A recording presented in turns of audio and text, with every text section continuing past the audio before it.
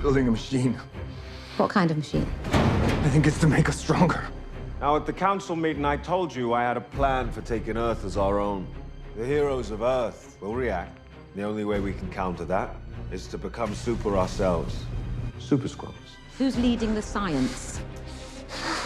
Dalton! The name's Dalton. One of the two occupants of that lovely country manor of yours is catching a bullet today. You can flip a coin for all I care.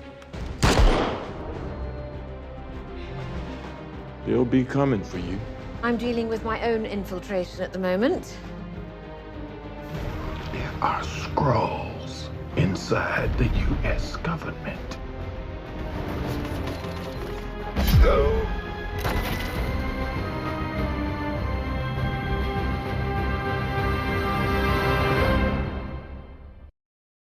Welcome back to the Cinema Club podcast. My name is Christopher Amick, and I'll be your host for today's episode. The Cinema Club is like a book club, but for movies. Every episode, Nick Leach or myself invite one member of the Cinema Club to be a co-host for the episode who will choose the movie or television show and join Nick or myself on the podcast to talk about the film or episode. Today, John, Jesse, and I are covering the TV miniseries Secret Invasion, Episode 5. I am currently with John, and Jesse should be joining us any moment. What's up, Jesse? Hey, How we doing? good. Forgive my appearance. I'm going to Oppenheimer after this. Oh, you are? That's awesome. I'm going on Sunday. I'm jealous Nice. you're going today. Yeah. Oh, don't be jealous. I'm just going to the Hutch Theater. It's not. You're not going IMAX? No, there's no Uh, theater in Minnesota. not Oh, even but- in the Like, cities? IMAX, but there's not 70 millimeter IMAX.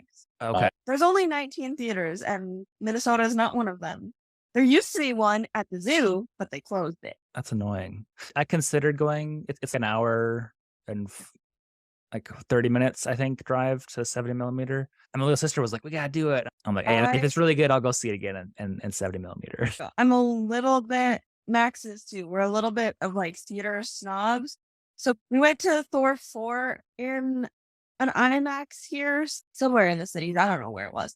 Theater was awful. It was dirty. Their sound equipment and projectors were like not of this century. You're like, Yeah. IMAX, the Yeah. screen. What am I doing here? Exactly. Why did I pay extras? Go to the big screen. I like AMC a lot. I like their Prime theater. I do like the IMAX. Although the IMAX, at least here, it doesn't have the cushy seats like the regular seats. I am gonna go through a 3-hour movie on Sunday for it, but usually I'm like, let's go Prime, and I can lounge back and have more space Right. and everything. I can't even no. remember the last time I went to a theater that didn't have those lounge seats. Like, Oh, Yeah. Minnesota, both theaters have. it might They're- have been when I was in Hutchinson. It might have been the last time I did, actually. Yeah, exactly. Dark If I times. work at theater, I have to drive at least an hour away, and I do that every time a Marvel movie comes out. No, man. Yeah, and we got really spoiled. Wyoming has nothing. Okay, so mind you, Wyoming has nothing. But the one good thing they have was a fantastic theater 5 minutes away from us. Like the person who built the theater, they wanted it to be like the Cyclorama Theater in Denver, like 1950s Cyclorama Theater. So they have their regular screens at that theater, but then their big screen that they have is like partially like, oh, what is that called? Like it's It's partially rounded. rounded. Yes, it's rounded. It has the reclining seats. It's got Dolby Atmos and Dolby Vision. It's wonderful, and we miss it. We saw 3 movies there when we visited for the last 2 weeks because we loved that theater so much. Well, I know I've been seeing like a lot of memes online about the new Sphere thing in Vegas. Like, oh, seeing Oppenheimer, and that would be Oh, like insane. But the nearest nice theater to me is the Harkins, which I really haven't tried out yet. I haven't been to Harkins in probably 7 years, but I'm like, maybe I should give that a go. Because otherwise AMC, which is where I always go for the last like 7 years, is like a 45-minute drive.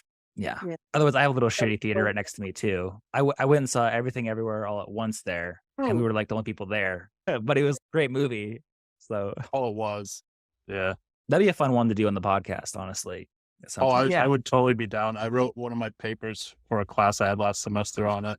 So, What? That's amazing. cool. yeah, Amazing. Yeah, but yeah, if you ever do and you aren't sick of me being on your podcast, like I'd love to come back to that. No, I love having you on, dude. Well, awesome. Should we just dive into it then? Yeah. You're like, yeah, let's dive in this episode. Okay. Well, let's do it. And just to be completely clear, before we get any further, I did want to give a big spoiler warning because we are going to be jumping into all the spoilers in this episode today. So Fury gets the president to the hospital where the doctors tell him to stay outside. Despite having killed Talos, Gravik's plan still took a hit, and that leads to Pagon questioning his leadership. Gravik lashes out and kills Pagon in front of the other rebel warriors. He then orders Vara's death, and they hop to it, but it's clear that many of the rebels no longer trust Gravik. Gravik then calls Rhodey secretly the Skrull Reva. He tells Reva to keep the president alive and inform him that the attack was by Russians with the help of Skrulls. He also tells Reva to reveal the location of New Skrullos to the president, provoking a U.S. military strike on Russian soil. Reva is shocked by this gambit, which risks all the Skrulls at New Skrullos. At the hospital, Fury is waiting for Rhodey / Reva, pulling a gun on the Skrull spy. However, Reva reveals that she leaked the video of Fury killing Maria Hill to the press, and that now makes Fury the most wanted man on the planet. Fury has no choice but to leave the hospital with Rhodey pretending to unleash the entire Secret Service on him if he ever gets near the president again. I really enjoyed some of the acting in this episode and this opening sequence when Fury has the gun on Scrody, I want to keep calling him Scrody. The acting on Skrull Rhodey, it seems like we're kind of getting more of that Skrull-ish vibe a little bit with his teeth and the way he's kind of talking / smiling and smirking. At least it was coming across that way to me. Yeah, like he doesn't have to hide his personality around Fury anymore. Exactly. Yeah, it's a great way to put it. In that scene with them talking back and forth, I didn't realize until the second time I watched it that there's no cuts in that scene. It's just them talking back and forth. It's one long shot. So that just adds to the beautiful, wonderful brilliance of their acting in that scene. Yeah, it definitely builds the intensity of that scene because it is, like I said, one shot. I love one shot intensity building scenes like the show The Bear. They do that so well. They have a whole episode where it's one shot. I believe in season 1. It's kind of crazy. But yeah, those one shots where you really are feeling the escalation of tension or emotions. Whenever we can get one of those in a show, I always enjoy those. So do you guys think that Rhodey's men are also Skrulls? Because Rhodey is basically just saying, I'm a Skrull to Nick. And like, so are Rhodey's men also Skrulls? Or is it that they're just so used to these crazy high stakes negotiations between these high level players in the game that they just take it all in stride, and Rhodey's their guys, they're protecting him no matter what gets said? I'm pretty sure they're all Skrull. Because at one point in episode 3, don't remember which one, when he goes to like warn Rhodey about Skrulls, he gets a feeling about his men and he's like, have you checked up on your men? Like, have you done background checks? Do you know who they really are? So I think at least some of them are Skrulls. I don't know if everyone in that hospital, like in that hallway was, but at least some of them are. Yeah, I think you're probably right. Makes sense to me. So we catch up with Sonia Falsworth in London, where she meets her boss, Director Weatherby. She outs the director as a Skrull and forces him to reveal the location of Dr. Rosa Dalton, the scientist who's running Gravik's Super Skrull experiments. Back at New Skrullos, Beto and some of the other warriors approach Gravik. While they're talking, Reva calls Gravik and informs him the president is out of surgery.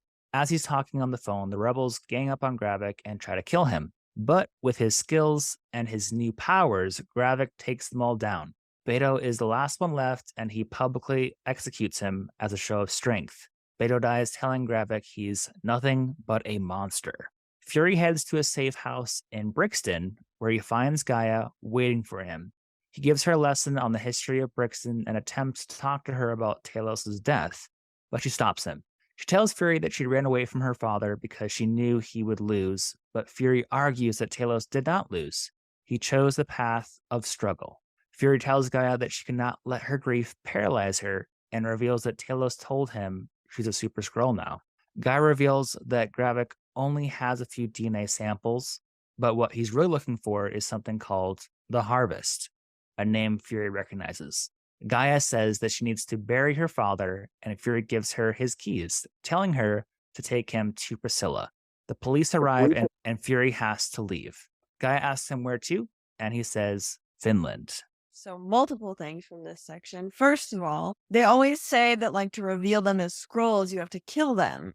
But Sonya definitely just shoots the guy in the leg, and that's enough to get him to turn green. So why aren't we just shooting a bunch of people in non-fatal areas to reveal them as Skrulls? Like when Rhodey's like, well, to prove it, you're going to have to kill me. Like, no, we don't. We just see her shoot him in the leg, and he turns. At least enough to show that he's green. His whole face doesn't turn like they do when they're dead, but his limbs did. I don't know. It was just interesting that I don't know if it's an inconsistency or if Sonya figured it out or whatever first. I don't know. But that's interesting. Yeah, I kind of was thinking about that too. And I wonder if it's almost like a pain tolerance thing. Like the stronger you are mentally, the higher pain tolerance you have, like the better control you have over it. So like Talos was in an incredible amount of pain and dying on the scene. And that's why he starts to turn, but doesn't fully.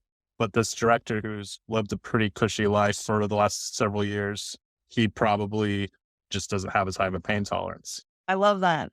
I love that. That's a good theory. I like that too a lot. And also more of a critique / thought I had while watching it, but everyone is somehow sneaking firearms into places that they should not be allowed in this episode, Right. like hospitals with the president and government buildings with high officials. Damn. But okay. It was also kind of weird to me that, like, kind of going back a little bit, but when Fury gets to the hospital, he's got the president of the United States.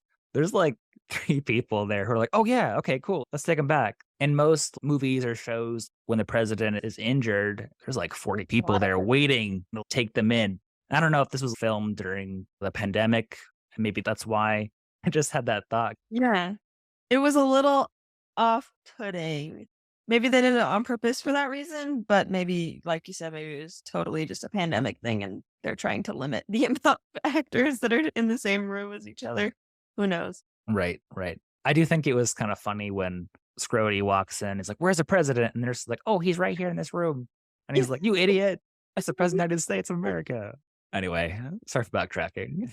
Is in this episode, I feel like he went from calculated to just straight up, let's kill everybody. And in front of other people, he just kills his second like it's no big deal. I get that he talked back to him, and I get that we need to build intensity for this character, but dang, okay. Do you think it's possible that some of the serum that he took is connected with Hulk or some other super powered being that has a temper problem, and that's part of the like side effect of it? That could be. Maybe all of these things are like affecting him. I mean, anyone that had Extremis in Iron Man 3 wasn't great mentally, but they're all a little crazy. Yeah, that could definitely be part of it. But yeah, he definitely is like losing it. He's like, let's sacrifice literally everyone, because that's a good idea. Yeah, you kind of wonder, like, is that going to be effective in kind of quashing this rebellion? Does everyone view it as like, oh, those were kind of some like renegades and like we're all on board and we see how scary and powerful he is? Or is it going to be where a bunch of them harbor resentments and start to really seriously look at an alternative to him? Yeah, I talked about this a few episodes ago.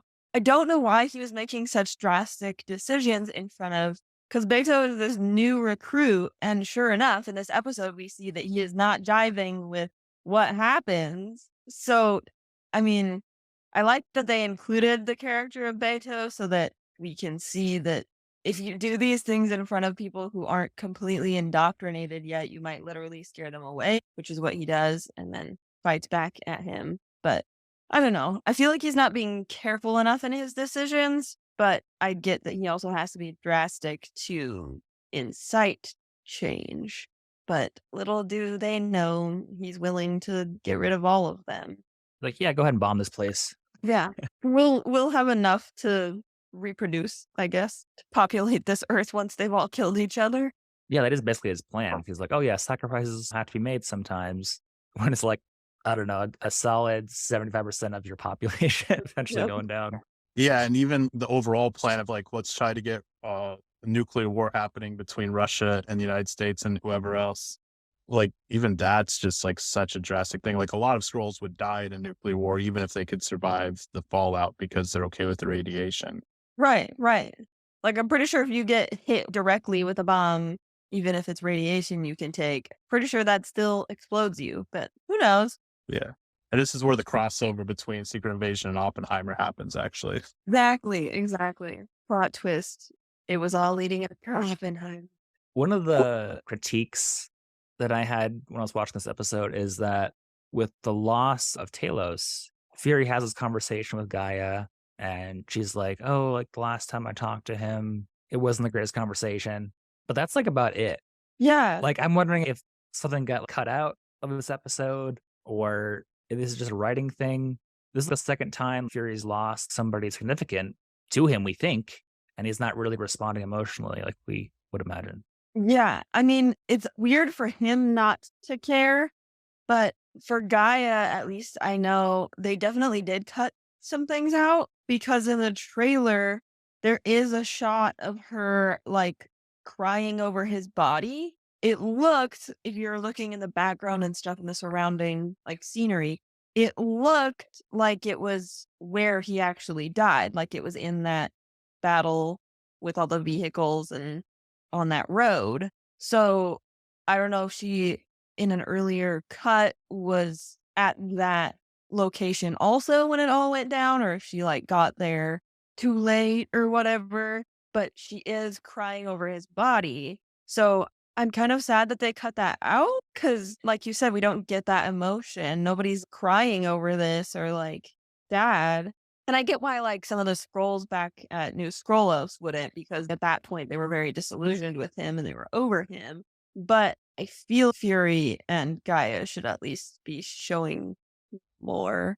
Yeah. I mean, Gaia definitely seems like she has some regret because, I mean, the way she has that conversation with Fury, and then later she has the conversation with Priscilla where she's like, what kind of daughter was that harsh to her father with her last words or whatever it is she says. But it seems like they've definitely hinted that she's going through a lot. But yeah, they haven't shown it as much as they probably should have. Yeah, this episode isn't that long. And last week's wasn't very long either. Maybe that is because they're cutting some stuff. Like, okay, let's keep it 35 minutes, people. Like, I don't know why, but yeah, that might be part of it. Maybe all their analytics is showing that people like things that are shorter, which is sad because I want 50 minutes. Maybe more. I'll take 3 hours. So Sonia meets Dr. Rosa Dalton and her husband Victor at their private lab, immediately making it clear that she knows they're Skrulls.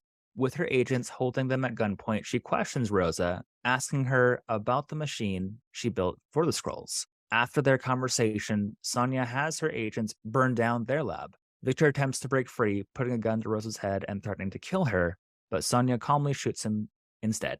Gaia takes Talos' body to Priscilla's home. At first, Priscilla thinks Gaia is working for Gravik, but she tells her who she really is, asking for help to bury her father. Back at the hospital, the president is awake and Scrody meets with him, telling him that the Skrulls are working with Russia. Scrody shows the president the location of New Skrullos and says that they need to destroy it, promising the support of the other NATO powers.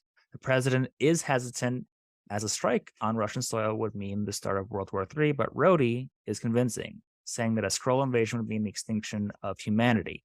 Gravik calls Fury, offering him a deal. He tells the old spy master about the strike and says that he will call off the whole thing if Fury brings him the harvest in person. Fury clearly anticipated this, as he's already catching a flight on a private jet to Finland. At this point, we get a surprising cameo from Black Widow's Rick Mason. Mason gives Fury something he'll need on the other side, and they set off. I could not figure out who Rick Mason was. I was like, I know I've seen his face.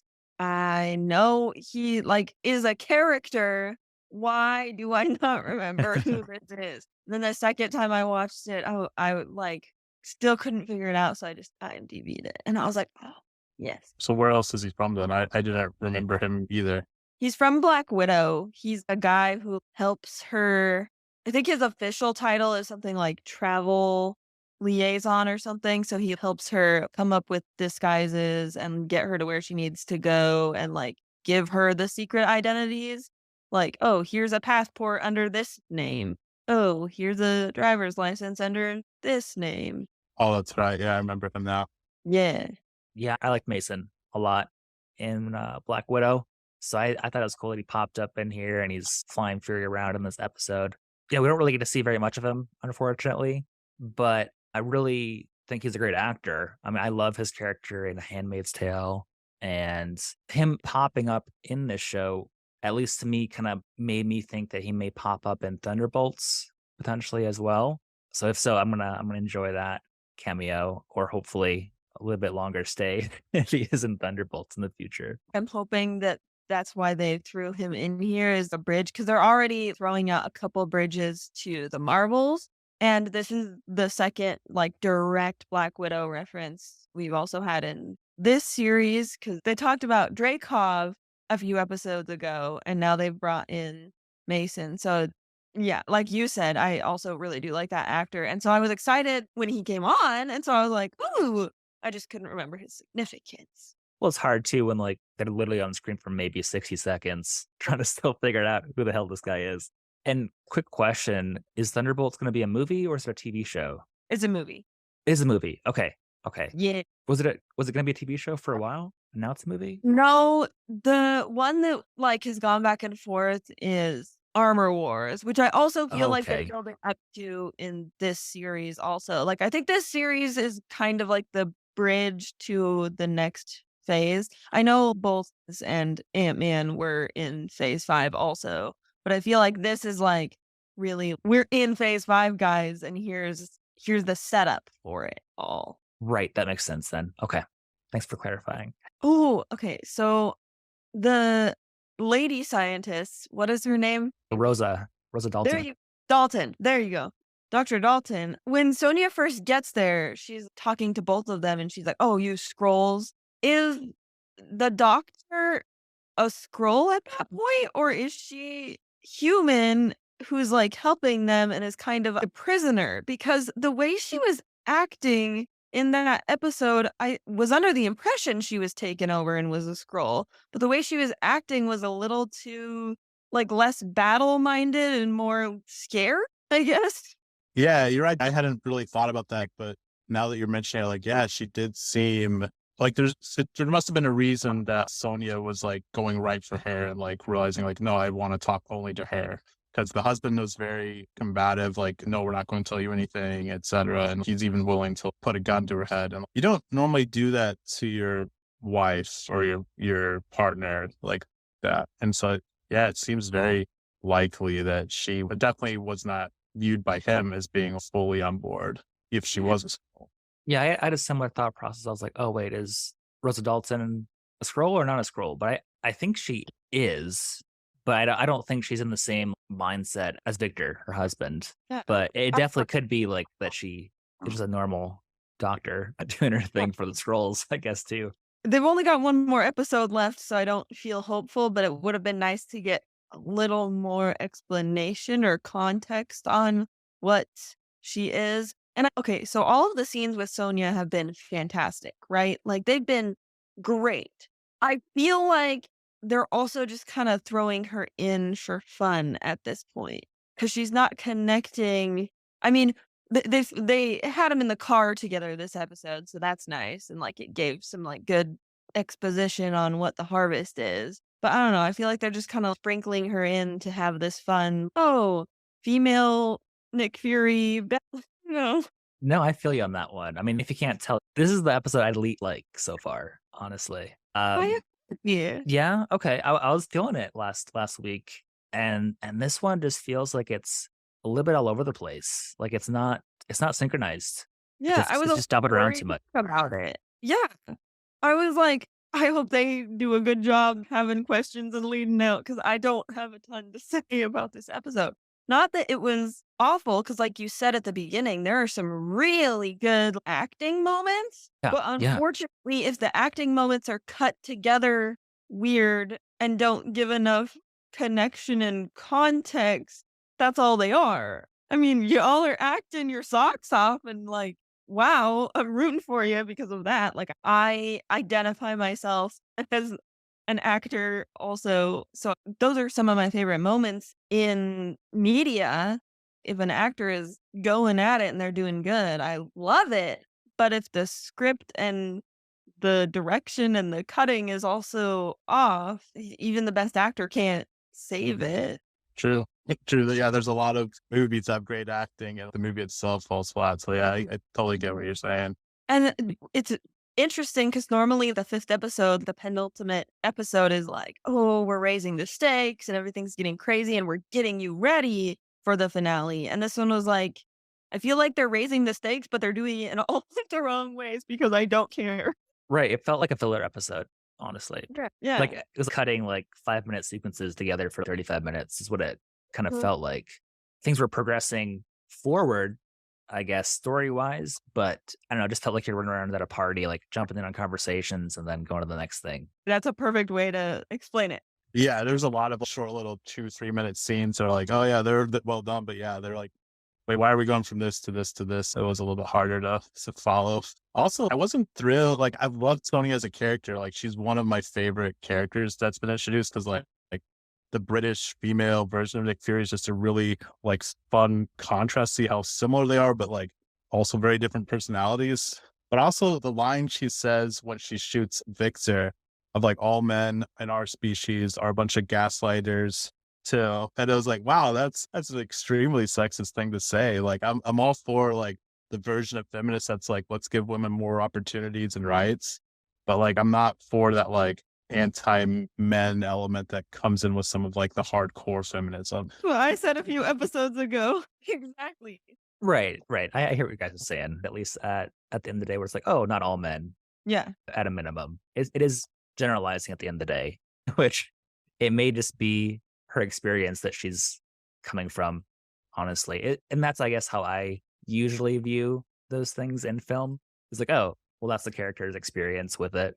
Yeah, and if she's the female version of Nick Fury, like she has like a very cynical view of the world. Like that's kind of like one of his trademarks. It's badass to get things done, also very cynical, very slow to trust people. And so it makes sense. And it is kind of like the way she delivers it so calmly and matter of factly and then pulls the trigger. Like it was a pretty intense moment.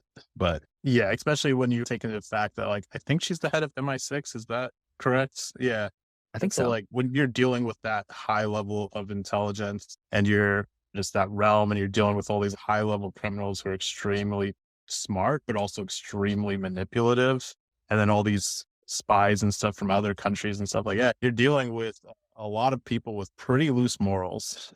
Yeah, definitely. Even if they're not morally corrupt or in the gray, it's they're on a high horse. It's one or the other usually. Yeah, there's a lot of ego that goes into that. Yeah. I like what you're kind of saying, John, drawing that parallel between, this is kind of the female version of the Nick Fury that we're used to, because that totally summarizes her character so well. So outside the Fury residence, Priscilla and Gaia give Talos a funeral.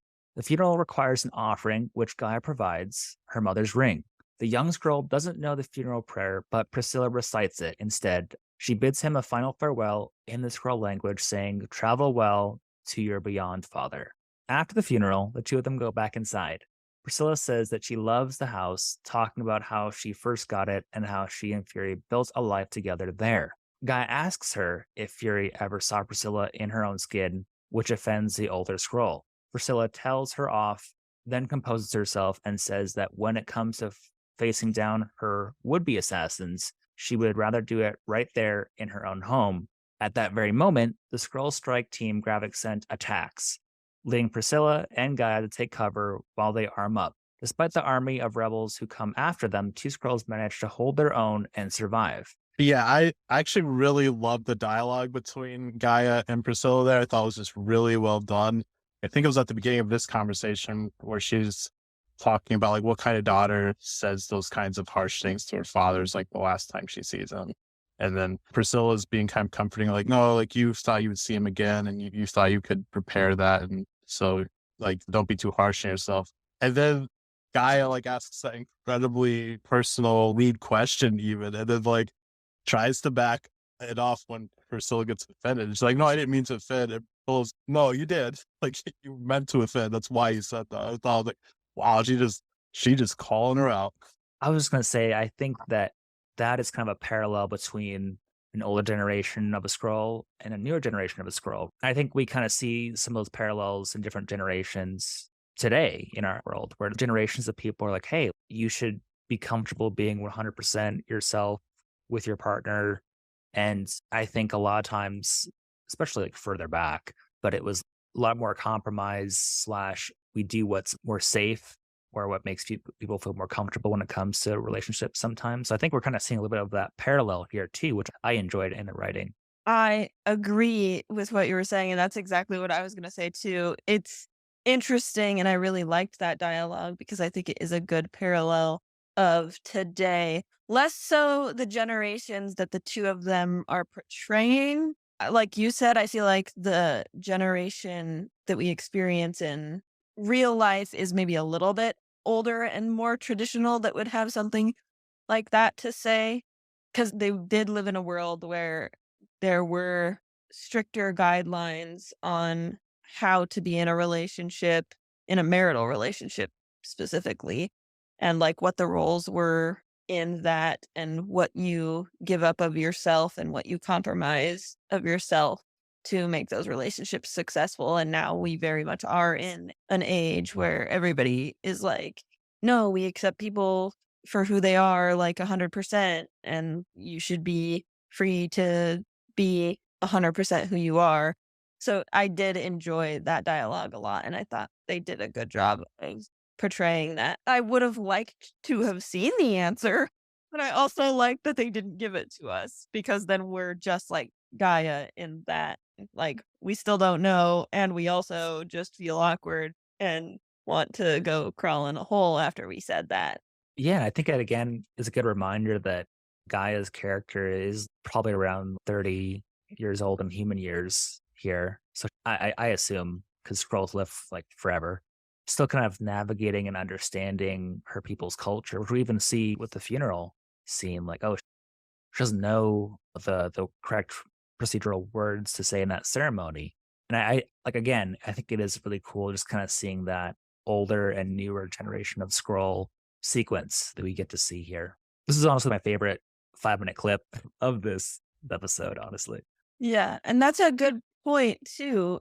Gaia probably didn't live on Scrollos for very long at all. So it makes me wonder if some of these older scrolls that did have this culture that they had to leave behind, if some of that was already like ingrained in the culture that she just doesn't know. Like, she's just this awkward, like, I don't know anything, so I'm just going off of Earth customs or things I've been told and shown of our culture. I've never actually lived that culture. So maybe some of these more traditional views were part of not living in a different skin in your marital relationship, because obviously you wouldn't have to do that, Scrollos. But some of these more traditional views were a part of their culture. And so she just doesn't know or understand that.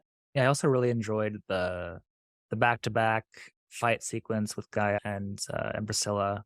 The whole backpack bulletproof vest thing, like, that was super cool. I want one of those. Yeah, that was the cool shootout scene. Like, I really enjoyed that. I thought that was one of the better action scenes in this show so far. For me, at least, it does kind of cheapen her line about how she wants to go out in her house, because she doesn't go out in her house. So now she's just going to be on the run again, or like waiting to die still in the house, I guess. I don't know, waiting for the next team to come to kill her. But it was just such a good line. And then nothing happened. Not that I wanted her to die, because that sounds weird and psycho, but it cheapens the line, I feel like.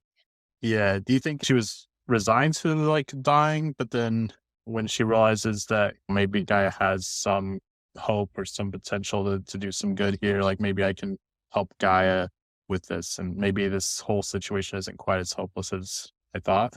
That would be cool.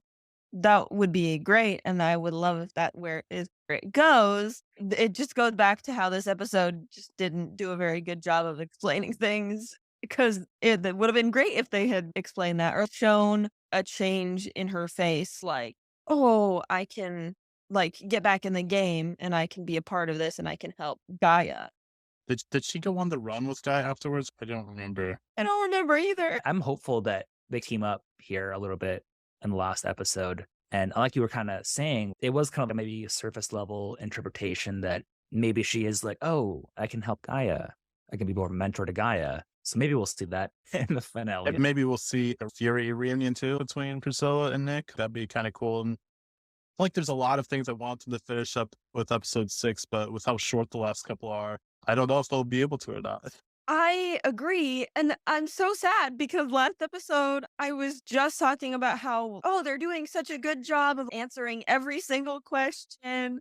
And I feel like this is going to be one of the series that doesn't struggle to stick the landing, because a lot of the other Marvel series so far have struggled with that, and they don't explain everything by the end, and you're left with more questions than you started with. But this one I really felt was going good. And then this episode, I'm like, oh no, I don't think they can wrap it all up in one singular episode next episode. But hopefully they can. Hopefully it goes better. I almost feel like they need to Hunger Games or Harry Potter it, where the last one is actually, surprise, it's a 2-parter. So we get like episode 6, part 1, then episode 6, part 2. Yes, amen. That'd be great. Yeah, I almost feel like they need to rethink the approach a little bit, go more of the Andor route, because that was like 10 episodes, right? And that was great. Everything's more fleshed out, had deeper relationship. I loved Andor. A lot of people didn't like it, but I loved it. loved it. Was so good. I was like, this is how you do a series versus a movie. Like, this is why series are an option. This right here. This is the model. Do we know why some of these series are 6 episodes versus 9 episodes? Probably just money, to be I honest. think money is the answer to most questions. Yeah. Which I partially understand, but I'm like, hey, throw another million in there. Why not? Exactly. I'm Yeah, okay like- for it. Don't worry. More like 1 or 2 fewer series, but have them be a little bit longer and flesh out the ones they do would be, yeah. And they are starting to move towards that model, because I think they realized their mistake of trying to pump out so much content, but it's subpar content. So now this year alone, we were supposed to get this one, we were supposed to get Armor Wars, we were supposed to get Echo, And What If? What If season 2, Agatha, Coven of Chaos, and Ironheart. We were supposed to get all of those this year, and all of them have gotten pushed back into 2024 and even later, because they're realizing, oh no, we maybe made a mistake in pumping 5 seasons of things out in a single year. People aren't responding how we thought they would respond. Yeah, I think that was partially, again, I'm confused, but Bob Chapek was in charge of Disney, and now Bob Iger is back, right? Yes. Okay. Yeah, I think that was partially, I would imagine, his doing, because that was something that got switched or announced shortly after he came back, I believe. Or as we like to call Bob Paycheck. Not that Bob Iger is a perfect person either with some of the things he's been saying lately, but I do think as a whole, he has a better vision and execution for Disney, and hopefully we'll see those ramifications in the near future. But in the meantime, we still got to get to Chapek's Leftovers. Here we are. Yeah. Do you guys know with the Star Wars Ahsoka series coming out, is that going to be a 6-episode show? Oh, I don't know. I know that's coming out like next month. I'd enjoy even 8 episodes, but awesome. So in Finland, a Mr. Kohanen arrives at the airport. Outside, it's revealed that it was Fury using SHIELD technology, which we have seen before in Captain America: The Winter Soldier. He meets Sonya, who's waiting for him, and comments about how SHIELD spent $1 billion on the technology called Widow's Veil, and still couldn't get it to disguise more than the user's face. Fury says there's a newer version that can do the whole body, it's just not the one he has on him. They then drive off. Back in London, Priscilla drops Gaia off and tells her to be careful. Okay, we got our answer. We were all wrong. As Fury and Sonya drive towards the Russian border, he asks her why she gave Rhodey evidence of the Skrull base. She is then quite shocked when he reveals that Rhodey is a Skrull, asking why Gravik would want to blow up his own people. Fury explains how Gravik plans to start World War III. She then asks him about the harvest, and he reveals that during the events of the Avengers Endgame, nearly every Avenger and others spilled blood. So after the battle was over, Fury sent a secret team of Skrulls to collect that DNA, led by Gravik. He speculates that's probably when Gravik came up with his plan to make Super Skrulls. In other words, Fury really is responsible for the whole mess that's happened, and that's the real reason why he came back. They arrive at a graveyard. Apparently, Fury has a few fake graves around the world, and this is the one where he hid the harvest. Sonya asks him why he chose to leave the harvest in Finland, and Fury says he and Priscilla honeymooned there, revealing to her that his wife is a Skrull. Fury then retrieves the harvest, and Sonya asks him if he's really going to just hand it over to Gravik. Fury gives a cryptic response, as always, and steps inside a small building close to the grave. Inside, he activates some secret boxes, retrieving one of his iconic leather suits, an eye patch, and a gun. He then suits up, and this is where episode 5 ends. For all its shortcomings, this episode, that scene saved it all. Like that scene, I was like, okay, Chris's hope for this series of Nick Fury being back is correct, and here he is. Yeah, I felt like this is what everyone must have felt like back in like 95 when Jordan sent that 2-word message out, like, I'm back. Like, that's just how I felt. Like, oh, he's back, you know? Oh, that was definitely a moment I enjoyed. I think it was a really cool idea that he was getting all this high-tech stuff out of the storage. The fact that he had them all in separate compartments, they easily could have been in one, was so funny to me for some reason. But it was definitely building the hype with each new drawer that came out. Yeah, that's exactly what Max said. He was like, why are they all in different drawers? We're building hype over here, guys. Fury's back. Enjoy this. The Widow's Veil, too, was something that I had honestly totally forgotten about was like existing in the MCU. So that was pretty cool to see back in action here with Fury. I like how it paralleled the Skrulls' abilities. I did wonder if this was going to be the moment that they were going to reveal that, oh, this Fury is also a Skrull. Because I was like, that's definitely Fury. Like, that's who's going through the line right now. But then I liked that it wasn't that. Because there's a bunch of theories that there's multiple Furies. So I was like, oh, is that what this is going to be? Nope. It's just a Widow's Veil. But it was good. It was a good reveal. I was like, they bait and switched us. They red herringed it. That was good. Because Black Widow does it in Winter Soldier, and then she uses it again in Black Widow.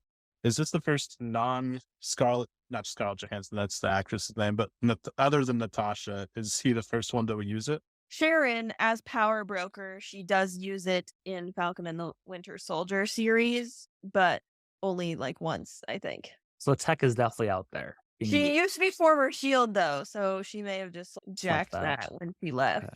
But yeah, I don't know if this is where you're going with it, John, but I'm wondering if they called it Widow's Veil because it was either in honor of Black Widow or it was primarily used by her in her operations. So that's what they called it. Yeah, that's a good point. I kind of thought maybe it was something left over from her Black Widow days, and maybe that was some of their technology.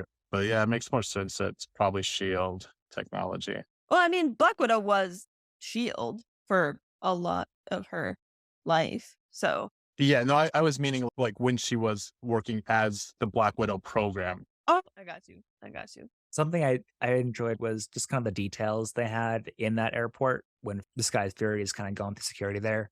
But they do have Most Wanted Fury, which again is kind of like a little critique, I guess, of the episode. I'm like, okay, so we're supposed to believe that Fury killing Maria Hill is going to put a dent in the news cycle when the president of the United States just has been attacked by Russians and Skrulls, and World War III is about to happen, let alone make him the most hated man on the planet. But we do have that info right there. It is legit. He's the most wanted guy. Well, yeah, in news cycles, usually there's like the big story that everybody focuses on, right? And all of these other things that happen just fall to the wayside. Why on earth would, like you said, the president of the United States literally gets attacked? He was in critical condition. Like, In no way would the supposed murder of an undercover agent nobody actually knows. Nobody knows who Maria Hill is. She's a covert operations lady. She's not like Rhodey, where people know who the director of whatever is. She is a covert agent, or at least I thought. Nobody would care if, oh, this person betrayed their own and killed them, and turns out she's someone who's been fighting for us for 20 years, so we should be mad about this. There's no way that would overshadow this president situation. No way. Or even, oh, World War III is about to start, guys. Yeah, no way. Yeah, it kind of makes you wonder. Fury was at the site when the president gets shot and almost killed. Why is Rhodey not trying to frame him for attempting to kill the president? That would be the thing that would make him most wanted. Like, that would make more sense for sure. Exactly. Yeah, I don't want to like shit all over this episode necessarily, but It was the worst episode the MCU's ever done. I definitely feel like it's the weakest link though in the series for sure, just because of writing, editing, the acting is fine, but it just isn't cohesive. With that being said, though, I am hopeful for next week.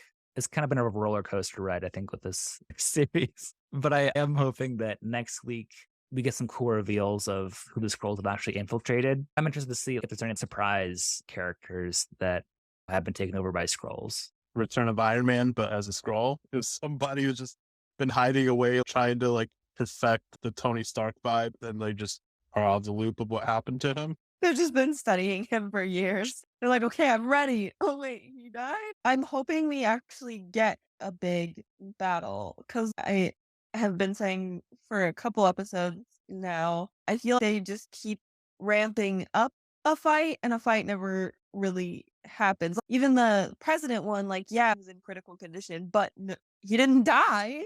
I don't know. The stakes just aren't feeling big right now, which is funny because we're on the brink of World War III, so it should feel big, but it just not feeling the bigness yet.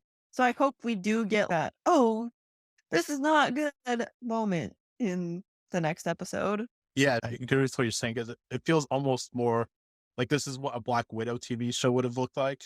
Of its espionage games and spy games, and that's a lot of fun, but it doesn't feel like this is an invasion by another species on the Earth and they're trying to destroy us. So yeah, this is an invasion. How do humans led by Nick Fury and these other people stop it?